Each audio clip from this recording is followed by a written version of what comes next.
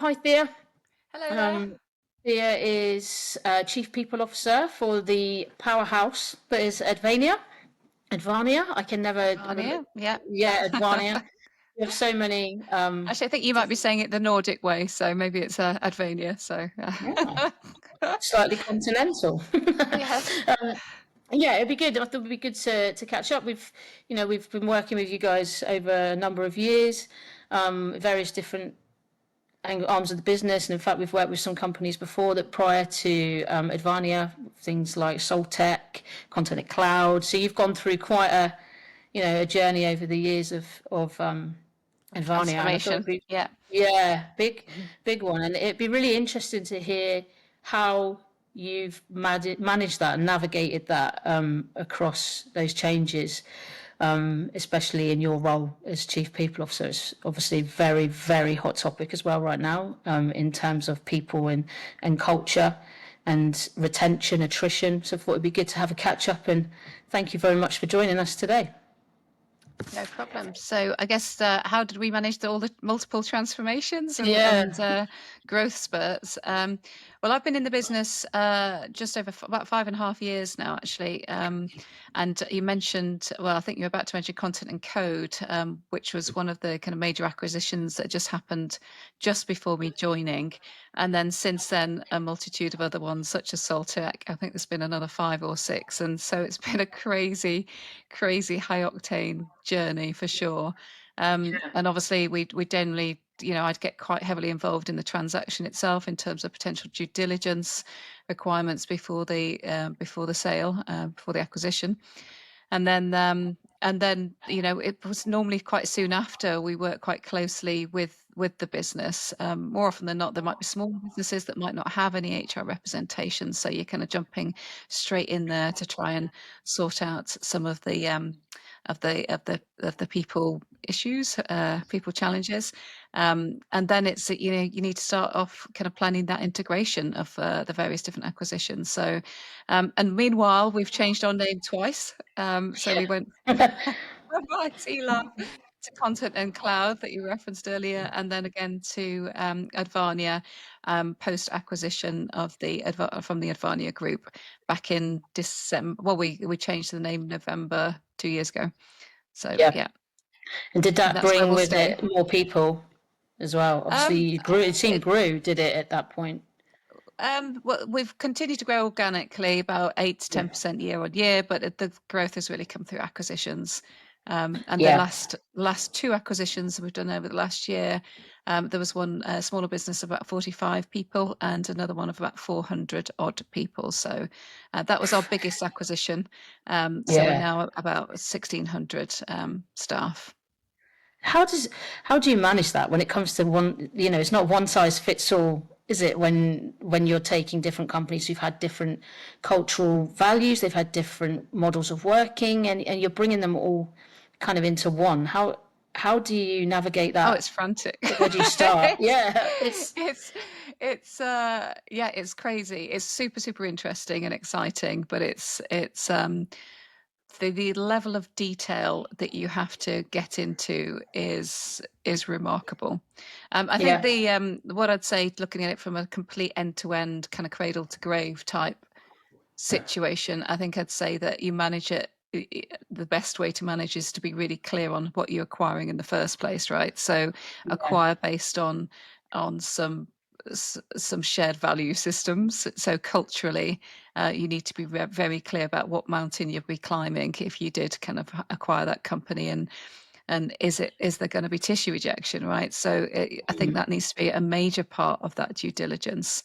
And some companies I've done seen it done well and not so well, right? So and that's where it all starts, because tactically you can swap out systems, you can integrate systems, you can bring people over, you can change your policies and all of that. I'm not saying it's easy, none of it is, but actually I think you were kind of leaning to that if the culture isn't aligned, yes, that's very hard to fix unless you have a complete kind of swap out of personnel, which again nobody would want to do. So that due diligence part around that cultural and values alignment when you're going into acquiring new business is actually key to the success, in my mind, to a future integration.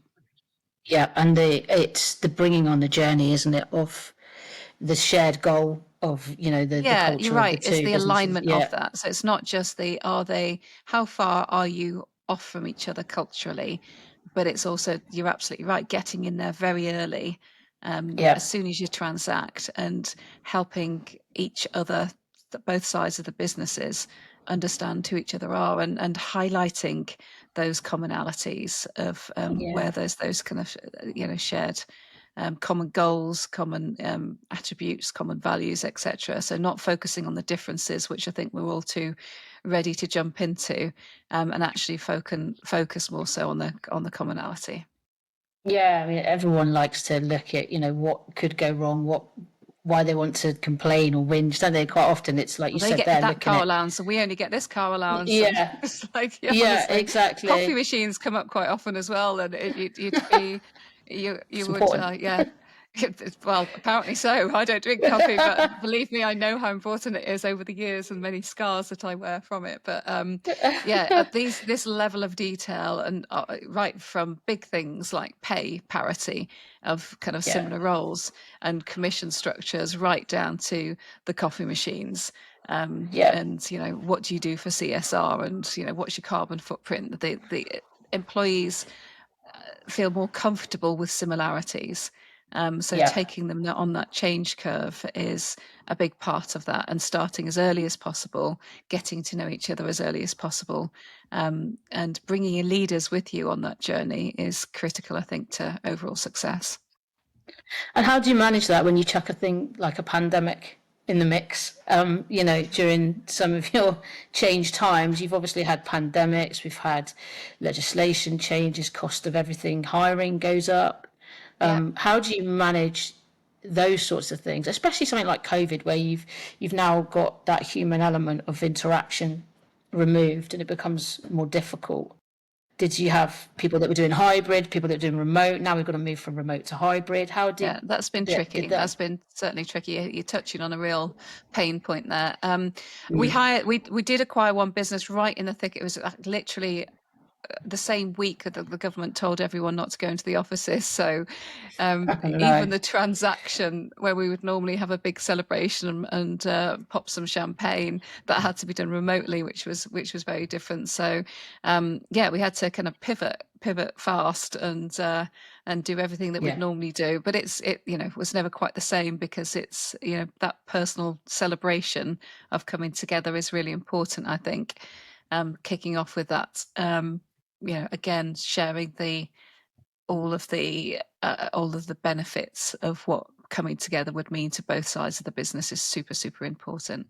So yeah, so remotely transacting is something that we've done, and wasn't ideal, but we found a different pathway.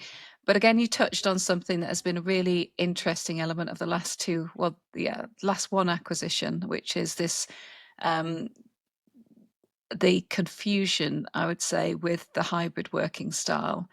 And I yeah, use confusion carefully, because what we've seen, and I know this isn't unique to us, is that there's this complete disparity between what the management believed they had in place as the model, and what was, basically sold to the business as the existing model, which we kind of looked at and thought, no, no, we're attuned to that. That's all good. We just transfer in, no problems there, nothing yeah, to see, type thing.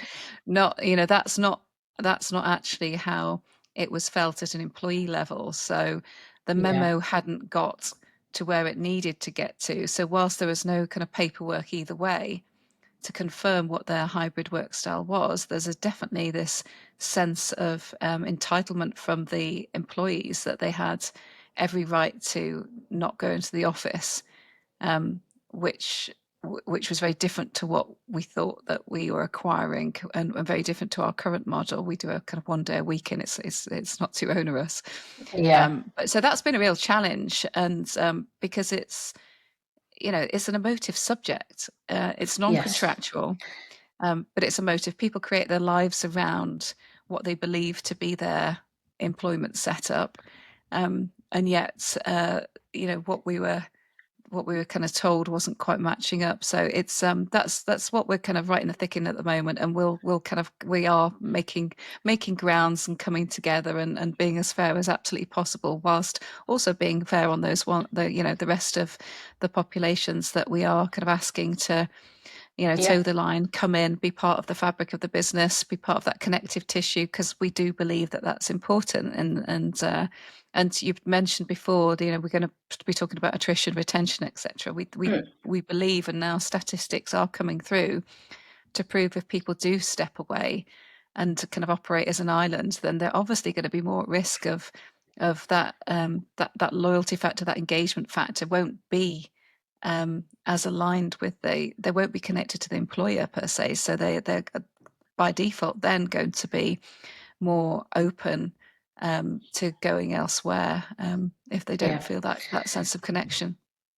Yeah, and I think that it's an ever-changing landscape as well, isn't it? Obviously, the nature of our business, we see and we speak to so many people who are looking for work. We speak to so many customers who are looking for people, and the landscape is so different, completely different. On it's to someone who wants a job and only wants a remote role, but then all of a sudden it's like, but you've got the exact opportunity you want, but it's not a remote role, and it's that hybrid nature. So it's about the landscape is constantly changing, and our experience of working with Advania on this is that this has been a really big, important focus for you guys, getting that balance right for the business and right for the workers that you might want to attract as well. And it seems that you're, like you said, you're almost where you want it to be. And I think it's been quite a journey, but that's going to change again, isn't it? It swings into hybrid, Yeah, remote benefits. So yeah, how are and you we going don't to know keep whether up with that? we don't know whether we've got the So right answer. Business performance is good. Our people are engaged. We've got low attrition. So all indicators might say that we're kind of playing it right at the moment. We've also, recent acquisition kind of helped in terms of their office presence across the UK. So now we've got kind of 16 offices across the UK. So whilst we're saying you just come in kind of once a week on average, that means that we've got that span, the geographic span pretty much means that everyone in the UK could get somewhere. We're up in Scotland now. We haven't got Cornwall sorted, but that might be the next office. But otherwise, we're down that yeah, way. yeah, exactly. I'm down that way. I can help. Oh, are you? There you go. Cornwall Yeah, got some action, didn't it, in COVID? But yeah. God. yeah, there was a lot of down from London's, I think. But yeah, so what it meant is actually a real positive as part of that, because it means that talent pool that we can play in, if we still want to be wedded to the notion that we believe in, that we do want people to be part of the fabric and could come in kind of once a week on average, then enabling that in the various different offices means that obviously our talent pool can pretty much be throughout the UK. Yeah, consistency as Yeah. well in terms of that. And then, given the current economic climate, which I think is everyone's talking about at the moment, how are you guys at Advania navigating talent acquisition and retention in general? We do. I mean, I don't know whether it's because I've got an incredible talent acquisition team, small but mighty, but we don't seem to struggle in recruitment. I'd say I've been managing recruitment for 30 years now, and I'd say it feels relatively easy. And we must be doing something right in terms of our talent attraction in the marketplace, and we don't have to actually work that hard at it. Sounds rather Yeah, complacent, and I hope that doesn't change, and we always kind of keeping an eye on it. But we things like our offer to start ratios are kind of really strong. We have a 39 days time to fill kind of statistic right across on average across all of our roles, which in the tech space, and got us a lot of sales roles in there as well. That's pretty healthy. I think the average that we yeah, probably go off is about 45 days. So we've got a really good turnaround. The business is super pleased with our talent team. We get the talent that we want. We manage to attract some incredible talent. We have great partners like Curo that help us when we need to extend that black book or that extra reach. But yeah, no, we don't. versus lots of other environments I've managed in terms of the recruitment teams, this seems to be the less challenging one. And I think that's because of our credentials. We've got, best talent, top talent attracts top talent, right? And Yeah. we say it every time. We have some incredible talent in the business, and the challenge was really to retain that talent, because that is our bread and butter, and that's what our product is our expertise, it's our people. So Yeah. getting the best talent and retaining it is everything to the business. Yeah, and then you're investing in people as well. How do you balance that against cost efficiencies? Because you've got a very big business now. Like you said, you come from acquisitions, and the growth is huge since I first started. Like you said, started talking to content and code. And how do you balance that with cost efficiencies that the business needs to have through, but still investing in your people? Yeah, so on the kind of the benefit side, we look at opportunities that are going to make sense to people. So we do a lot of we've done it over the past few years. I focused hard on, because affordability is always going to be a question in the business case, and Yeah. we'd rather put that cash into salaries if we can. But the and so that's where we kind of play out predominantly, is getting the salaries right. That said, we are also always looking for opportunities to do some creative things with various benefits to then to be able to allow us to invest more into other benefits. For example, we shifted our pension scheme to salary sacrifice, which meant savings to the employee, savings to the employer.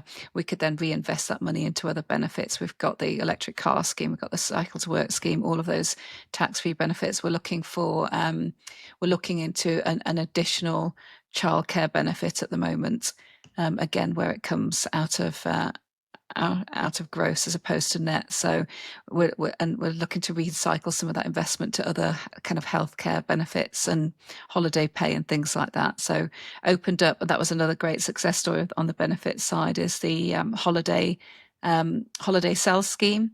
So again, allowing people to sell their holiday, neither the employer or the employee has a tax implication on that element that they sell, and thereby allowing you to reinvest some of that back into the business. So we try and keep our growth in that space cost neutral, so that we can retain our people, because it's Yeah. always going to be the economic tightrope walk that every business does constantly. Yeah. Yeah, salary sacrifice is a really good way as well, isn't it? Yeah.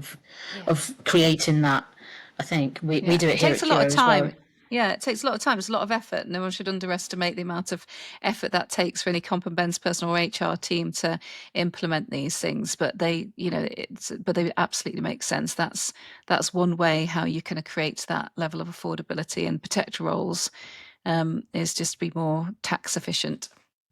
Yeah. And what benefits are you seeing right now that are the ones that are really key, or you think that could be key in the future to the business? Obviously, we hear lots of various different structures, benefits that are available, and obviously that remote working holiday seems to be one. But is there any that you can really call out as coming through as being Yeah, I don't think I did important? mention the remote working, but international working seems to be, the people are very keen on working from other countries, either for just a few weeks a year or permanently. So we get a lot of that. I know my peers, other CPOs, get a lot of that. But I think it's funny. People aren't so hell bent on the medical benefits, the private healthcare anymore. We hardly get any heat around that. We have a cash plan. We don't have a PMI as standard, but we don't actually get much heat around that. And I think that's because it's so expensive now. Um, I'm kind of secretly really quite pleased that we don't, because it would be an affordability issue. The prices have just gone up 3 or 4x over the last few years since COVID. It's gone absolutely out of control. Yeah. And companies would have had to make headcount losses because of that, because it's gone up 400% or something crazy. And then the tax that people have to pay on it, even if it is funded by the business, is insane at the moment. So a good few thousand Yeah. a year tax sometimes for family cover. So I think people have actually been turned off that a little bit. But electric car schemes, that's the hottest product at the moment. So we went early on that, and have a partnership with a partner called Tuskers. and they've served us very well. We have about, I don't know, 50 to 60, I think now, people taking a car out through that scheme, and it's Yeah. yeah, it's gone down really well.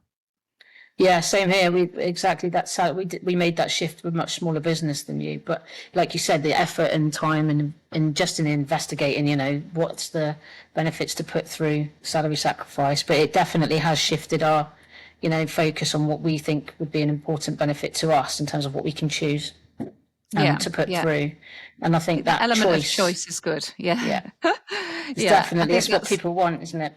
yeah, and that's where we've still got a bit of a journey to go on. So I would like to have in the future states some kind of flexible model where we focus hard on I guess the having our employees' backs type of benefits, so income protection. So if you go on long-term sick, you're covered. Yeah, And when these things do happen, I'm grateful every time that we do have that, because it would put the business in a very awkward position, if not anyway. And I think most businesses would end up paying it out anyway, just in terms yeah, of salary. So I'd say to any business that are something that is a valuable asset to both the employer and the employee, but also things like life assurance. So those ones that really have you back should your personal circumstances change are super important. But I would like some kind of a flexible model where people can, given the 5 different generations now that we're yeah, catering for within HR, that people have different priorities, right? So whether they want to throw all the cash into pension or whether they want a new bike, and, yeah, it's definitely horses for courses. No one size fits all, but at the same time, I also think we have to weigh up as employers that sense of financial responsibility, right? So I. I don't like the idea of people opting out of a pension, for example. I'd like yeah. because Feels wrong, doesn't it? It it feels, feels wrong as yeah, as a parent, as you're staring down the barrel of economic real challenges as people get into their what will be 70s, 80s, probably by the time they finish in the workplace. And I'm concerned for them that no one's had that chat around what that might yeah. look like. So yeah, and then it's interesting in Ireland you can't at the moment opt out. I don't think. Oh no, you're not defaulted in at the moment, so you Ah, defaulted yeah, out completely. So it's that was a surprise to me. Found that out with one of the acquisitions. But so again, it's that financial responsibility. So I think there's some nice halfway house between making sure people have got themselves covered and us covered in the event of illness, etc., and are doing the right thing in terms of their long-term financial security, but also yeah. giving them some element of choice. Yeah, I think so. And I think right now, like, times are there that it means that change is inevitable, isn't it, for quite a lot of businesses, people, and it's probably more so like your personal circumstances could change way more than it was maybe 5, 10 years ago. So I think absolutely hit the nail on the head there. I think a lot of people would like the fact that they have that kind of care around them and their personal circumstances. And I think that you touched on having like a really good talent acquisition team. I speak quite a lot with Caroline, so I know Caroline quite well, and that leadership that you said I think is really important in reducing that attrition. And how do you support your leaders to help that happen at Advania? Yeah, big topic. So where do I start with that? So obviously training would be one of them. So we do kind of regular training. We call them lunch and learn. So we have a training series, a manager training series. So we run a different topic and it's just on repeat. So it might be, I don't know, having difficult conversations or, developing your staff. So we run a series. We have a dedicated intranet site for our leaders. So basically everything and anything that they need to know about leadership. So we have online courses and online pathways, and that might be around, I don't know, diversity inclusion. It might be kind of managing cross cultures. It might be again performance management or employment law. It might be whatever we have, and we put those pathways in there, and we kind of sometimes mandate. Otherwise, it's kind of an optional and strongly recommended. And so that's their one place where they go for all their help guides, all of their kind of cheat sheets. That's their kind of, and we just set that up last year actually. But the leader sessions are important. We do this, like I say, through these lunch and learns for everyone. There's other courses that we put our leaders on. So we invest in courses through a company called Raise the Bar. We do kind of level 3, level 5, and level 7 management courses. And we've also just started this year in our first senior leadership program, which is an 8-month program. There's our 12 first inaugural kind of cohort of 12 this year. And that's kind of in person and offline. And there's a coach that's running that whole program independently. So that's for our kind of, I guess it's our hypo program for our future leadership program. So that's a kind of the training side of it. But in terms of engagement, it's another item that got set up or stood up in COVID. But I set up we call it the PLF affectionately. It's a People Leader Forum, and we meet up. It used to be at one point at COVID, I think it was used to be once a week, and that's where we disseminate kind of information that our leaders need to know and to take out because there was so much movement and so much comms that we needed to make sure was getting out to the masses. It went down to bi-weekly. It's now monthly, but there's a really high attendance there across our leadership teams. That's where we kind of empower them to know what they need to know. Normally, a little bit sooner than something we might be communicating to the broader employee base. So that's how we kind of meet up. We do have twice a year, we have kind of leadership offsites for the senior leadership team of about 80 people. So we'll go off for 2 days, and that's when we'll look at kind of business strategy or any particular kind of deep dive on something that we might be focusing on. And then I think we have an HR business partner model, so they align very closely with those leaders, and we run QBRs with the department level leaders where we look at that kind of HR data, and we look at anecdotal kind of conversations. But that's where we'd run our people plans and working out what do we need to do locally for those departments. So because again, not one size fits all when you're looking at a people strategy. And then I'd say one of the kind of the greatest tools we have is our survey tools. So we actually have two, not by design, but we originally had one. It was actually a content and code product that they had. Well, not a product, but they were using the product called is Office Vibe. We use an engagement tool. So that tells our leaders real time. We run it weekly, just a few questions each week. So it tells them real time the sentiment of their teams. They can also engage. So the employees can put kind of anonymous they'll be prompted if they have an extreme response to any question, they'll be prompted to a follow-up to delve a little bit further into that conversation, and the manager can see the comments and they can engage as well. That is I mean, I've run these kind of platforms across many different businesses now, but I've never seen the same level of a leader adoption as I have done here at Advania, and that's not been by particular involvement on the HR team. A bit of kind of nudging and teasing and support here and there. I think they just see the value in it. It's that continuous improvement, isn't it, as well? Yeah, they're really hot on continuous improvement. They care deeply. We have extremely high scores for so we get kind of 8.4 out of 10 for our kind of or 8.6, I think it was last year. At the end of last year for our leadership within that Office Vibe. That's the employees scoring their leadership. So they care deeply about it, and they engage. They engage actively in these reports, and that steers them. And then we run a Gallup survey once a year, which is something that the Advania Group and Goldman Sachs, our owners, are very hot on. So that's a one-off, once a year, 12 questions, and it's a real acid test type exercise, and we've just completed on that, and we had some incredible results this year. So we got basically 4.2. And that again, what we do with that is that any of our teams that are under the mean average, which our mean average is actually really quite healthy, but we're continuously improving to kind of shift us upwards.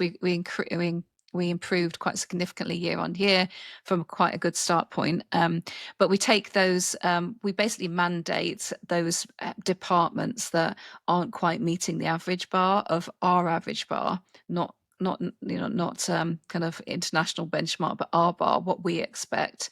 and we make sure that they're having bespoke people plans. So the HR VPs will work on those very bespoke people plans against those areas of where there needs to be seen some improvement. And we'll get focus groups with the employees, and we'll work hard, and we'll rerun that Gallup survey in November to check in on just those ones that are under our median. So continuously bringing their whole kind of health of the business up. But we're seeing that's the leaders again are responding incredibly well to that. So we've got a really strong leadership team. So we're in a really good place. I really love that idea.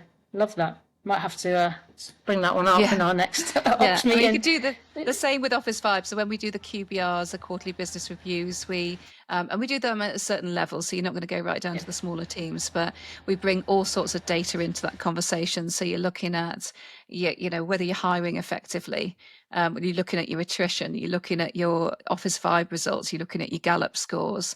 And you're bringing together all of those data points and any kind of ER cases that you've got on at the time, and you're really discussing really holistically around that, again, that health of that department, and you're looking at what you then need to do to continuously improve the performance, not just the sentiment of the employees. It's it's a two-way street, right? So it's also got to be performance-driven conversations. Yeah, absolutely. And obviously part of your role is not just the now, it's obviously the future strategy as well. What skills do you see being those that are going to be needed of leaders over the next 5 years? What are going to be critical for the leaders to adopt or improve on? The first word sprang to mind was definitely empathy. We're hot on empathy. We are very clear in our minds that is a key leadership credential, and without it, everything else falls apart generally. So I think, I don't know whether you can build empathy. I think you can certainly. You can stop and think, and that builds the empathy, you can give some tactics to support the growth of or the training of empathy. But I think dialing up that and celebrating it as well, right? So I think that's a definite leadership capability that we'd want to see in the future, but also staying closer to performance, right? People and leading into to difficult conversations. Yes. And absolutely. I think again, our leaders are pretty good at that on the whole, but you'll always have your areas where they will be avoidant. And that might be things like, and it seems to come up a lot with the working model, the work style model. So, employees are just refusing to come into the business, and I might say, well, have you had a chat with them about it? And I'd be like, well, no, because it's a bit delicate, isn't it? And I'm, well, not really. Just ask them why they're not coming into If you lead with empathy, it becomes with empathy, and exactly, and just with intellectual curiosity is another key attribute that I always hire to. I think people just interested in people, interested in the business, interested in our clients. If you're interested and inquisitive, I think that's a hugely positive attribute that we should hire for and celebrate within our business. So I think there's having those difficult conversations around expectations management of and things like turning your camera on. We've had a number of conversations where leaders didn't feel that they could ask their employees to turn the camera on. And I'm like, why don't you just ask them to turn the camera on? I think we overcomplicate it quite a lot. I think people we do overcomplicate situations. That people are scared. Leaders are scared that they might.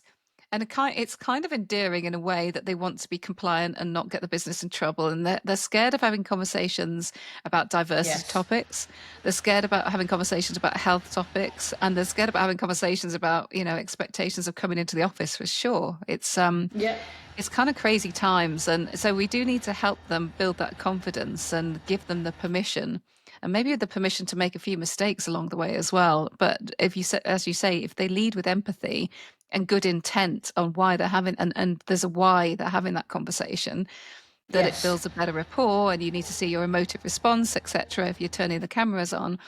So maybe there's a training element to it, but I think that's we definitely there's some areas where that we need to help our leaders feel a little bit braver and perhaps take a few more risks when it comes to the people topics. Yeah, we had exactly the same. We just had our coaching, leadership coaching. We had exactly the same sort of conversation around, well, someone might not be doing something. Have we asked them to do it? Or, have we asked them why they can't? Yeah. Oh They no, feel I scared. haven't kind of done that. Yeah. And it's like, well, it's if we have a conversation, it opens up communication, doesn't it? And will ultimately lead to, the solution. So yeah, and Yeah. again, Yeah. empathy is, you're right, empathy is one of the things that we discuss as well. And I think as leaders in the future, is definitely something that's going to be a paramount for most businesses. But it's not just about our employees, right? I think empathy is that superpower of how we want our employees to engage with our clients, right? So it's about business Yes. performance as well.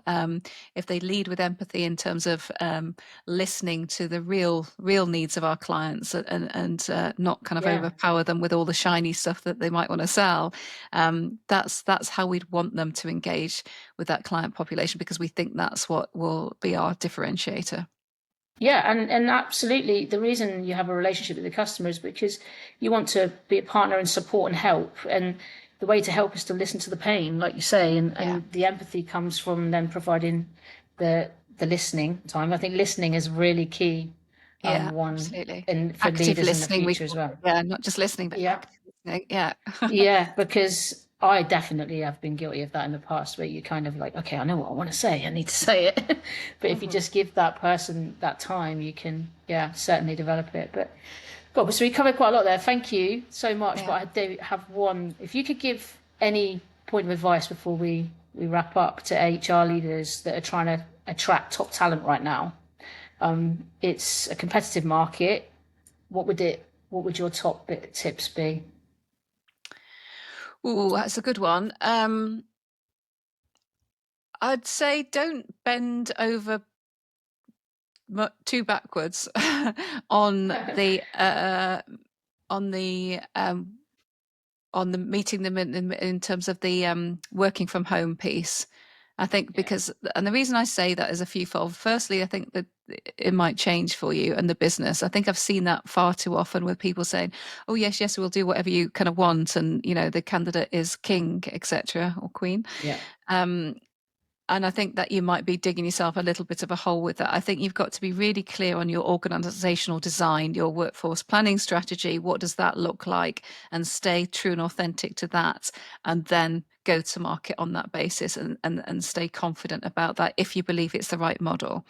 Yeah. And I see people bend from that and then come unstuck later. And the reason you come unstuck is because then you've got a whole nother employee base that are being really compliant and coming in and adhering with the model that you've agreed to, and then seeing some other person start and getting a working from home contract, and it's really upsetting for them.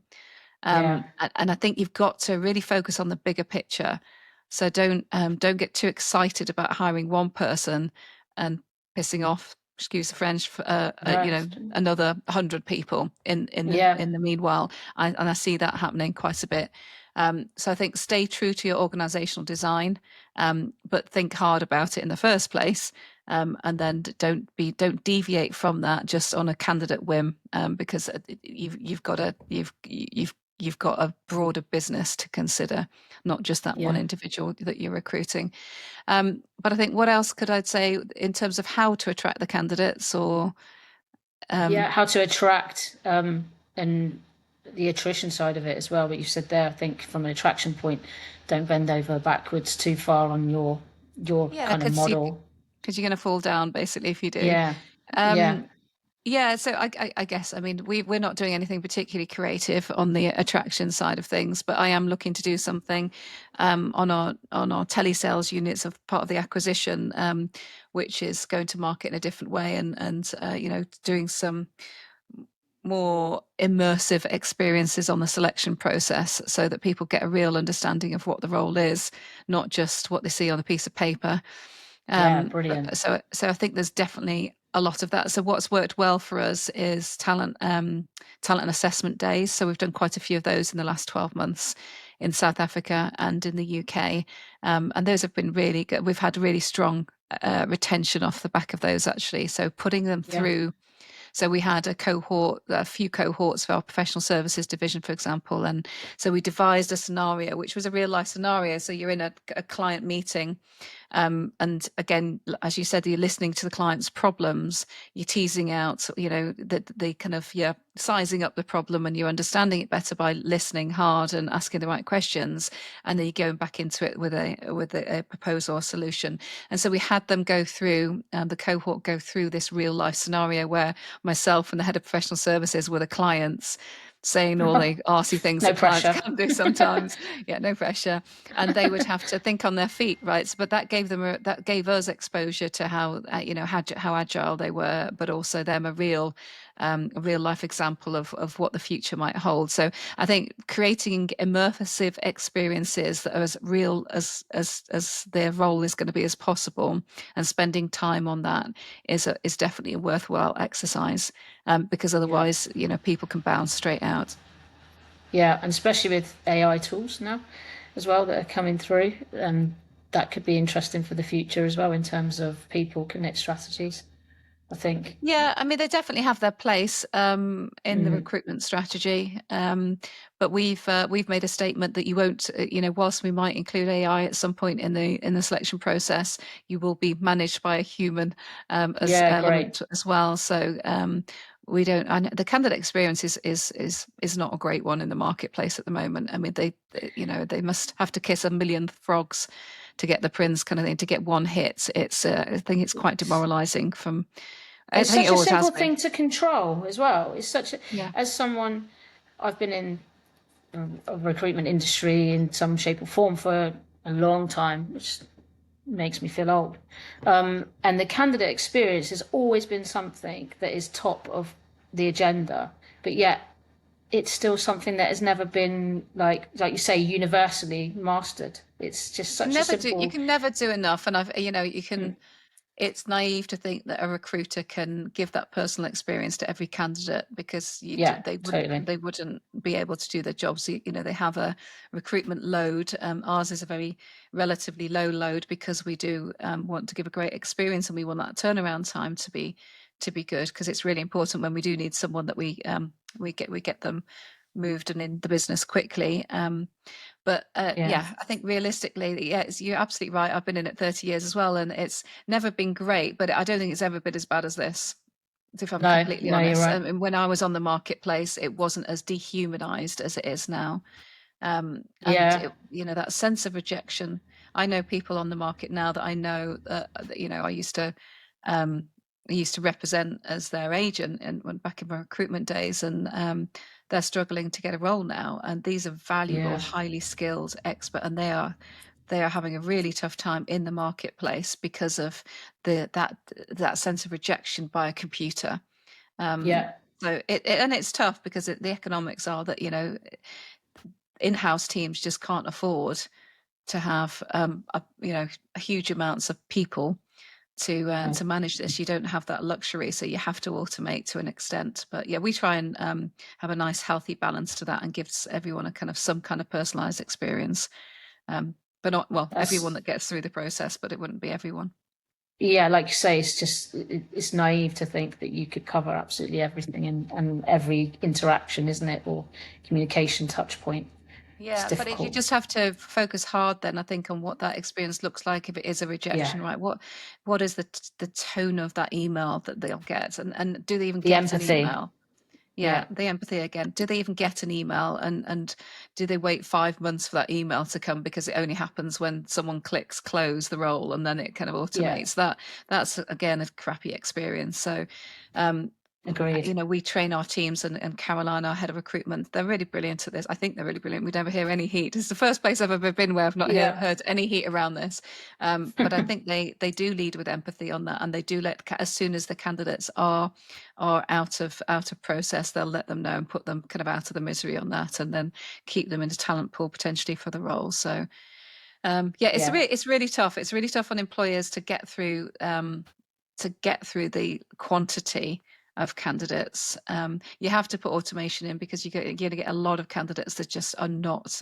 90% of candidates won't be anywhere near right for your roles, right? You'll know this, the kind of candidates that you yeah, get. And so you're going to have to put some automation and some killer questions in, just to be able to do your job and get to those people that might have half a chance of having the right skills. So yeah, yeah. it's a tricky marketplace. I don't know what the solution is, but. No, I mean, the recruitment industry is saying it's one of the toughest marketplaces yet as well, Yeah. which is quite a big sweeping statement, isn't it? But at least But there's movement, right? There's movement in the market. People are still moving around. People are, yes, unfortunately, there's a lot of people losing their roles at the moment. So I think that's creating some movement, and hopefully the recruitment agencies can help support that, as can in-house teams. But yeah, we do yeah, quite well at it. I'm really comfortable. We get some great feedback from our business, from our candidates.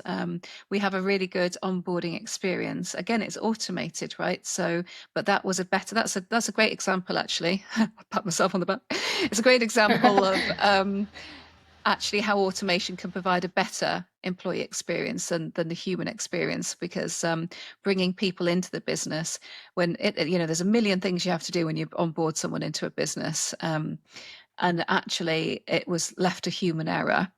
So we ripped it up, had a look at it again, and actually brought in a product called Onboarder, which digitalizes the whole employee experience, and it's an interactive between HR, IT services, the candidate, the new hire, and the hiring leader.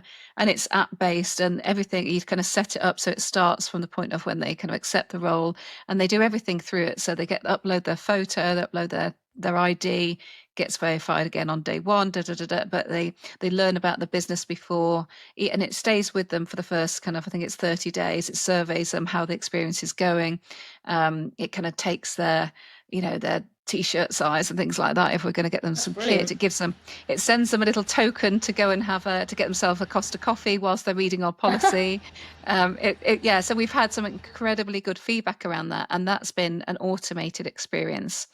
That's And of course, brilliant. So it'll keep people yeah, warm, doesn't it, in that period where it they're does. feeling a little bit like, when am I So it's starting? What am I doing? yeah, and it's configured so that we spent a long time configuring it so the experience, it kind of gets compressed. If someone starts within 2 weeks, then it's going to be quite frantic, all the things you Yeah. need to do. But we've I've had got to get one my for coffee. yeah, quick, read my Got to go policy. get my coffee. Um, Yeah. but if it's we've got one for 1 month or 3 months, and so it gives them a kind of breathing space between each point that you need to do, and then then they get introduced to their buddy online. It pings out the buddy in the business and says go and take them for lunch. So there is a Brilliant. human element to it. So Yeah. the buddy then takes them to lunch in that first week, and it tells the buddy, that gives them that permission, how much they can spend and all the rest of it. So really quite proud of that. We've had some great feedback on it. So our NPS of our new hire experience is really strong. I think it's about 4.8 out of 5. So That's yeah, amazing. That automation sometimes sounds, works. yeah, definitely. And it sounds like the bit that's missing, like you say, from the moment Yeah. someone's offered a position to the moment they start, as a recruiter, you will know that that time is Yeah. key. It And goes quiet, exactly. Yeah, so that's if yeah, your leaders aren't, and then it does exactly that. It prompts the leader, hey, it's a week before your person starts, a month before they start, drop them an email, give them a call, so it kind of makes sure that they do their action. So they're prompting. It's a sexy workflow, as I call it. So it tells everyone what they need to do. But the biggest change for us was it's no longer reliant on emails going between HR and internal system to set up the laptop and their access, etc. It pings internal systems automatically when they've done the things that they need to do so it'll tell them. It will also ask, will they have a leadership responsibility or not, and if they do, they go into a leader routing. Are they technical, non-technical? If they're technical, they get routed to an L&D course that they do in the first week. So it's really clever, and I'm really glad that we invested in that. So that's been a very positive automation project. yeah, it sounds it. And I think there's some great advice in there. I could talk to you about this subject all day long, but yeah, some brilliant advice. Thank you so much for joining us. And what we'll do is please go and check out Advania's career page. You can hear just how good the experience is. I might go and check it out now after hearing about this app. We'll drop a link on the pod for You don't get everyone to as the well. app But until you get a job, though. So okay, yeah, right. I'll you send my can have a look CV. at. I've been giving some good promotions for our tech stack, haven't I, today? But Yeah. Onboarder, Border is the company that we use. It's an American product, but it's been really great. Yeah, thank you so much. There's some fantastic advice in there. And I think if anyone's got any questions, you can email us on podcast@curoservices.com and we can get them to Thea and see if she can help you. But thank you so much. That's brilliant. Thanks for joining us. Well, thank you for inviting me. Thanks, Sarah. Bye No, bye. you're welcome. Thank you. Bye Bye bye. bye.